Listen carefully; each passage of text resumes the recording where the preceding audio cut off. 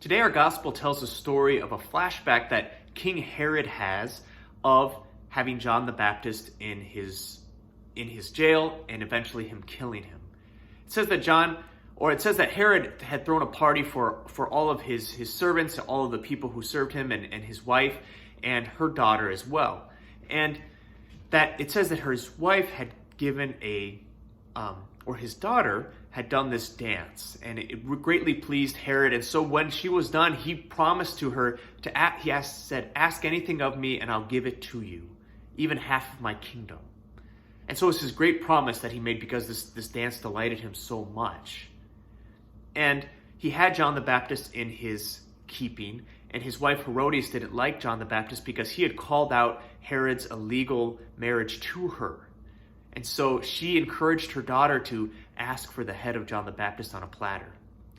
And when she does this, Herod is greatly distressed. Even though John has condemned Herod in so much a way, he still liked to listen to him, and he didn't want to kill him.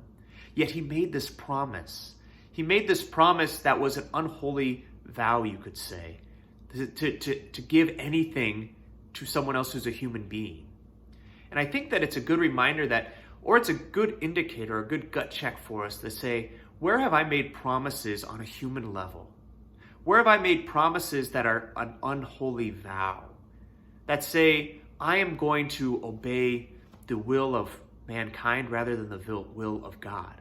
And sometimes they can be explicit promises like Herod makes to this young girl who does this dance for him, to do anything for her, to give her anything. That kind of a promise can only be made to God. For us too, we can make those promises explicitly or implicitly. They can be promises that say, I will never do anything that will put me out in the open, that will never call negative attention to myself.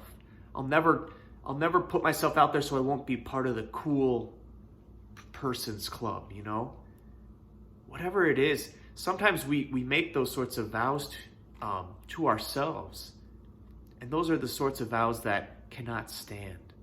They're the sorts of vows that keep us from really serving God, because when we do that, we decide that we're going to serve something else ultimately than God. When it comes down to it, the promise we've made to human beings or to some human entity, they somehow are going to trump our obedience to God.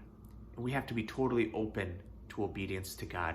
We have to be totally open to God's will in our lives, to listen to his voice, to really serve him. So today, let's ask the Lord to reveal to us what vows we've made, because I think that on one level or another we probably have, but that we might break up with those vows, that we might break up with those promises we've made to human beings, and that we might promise and serve only God alone.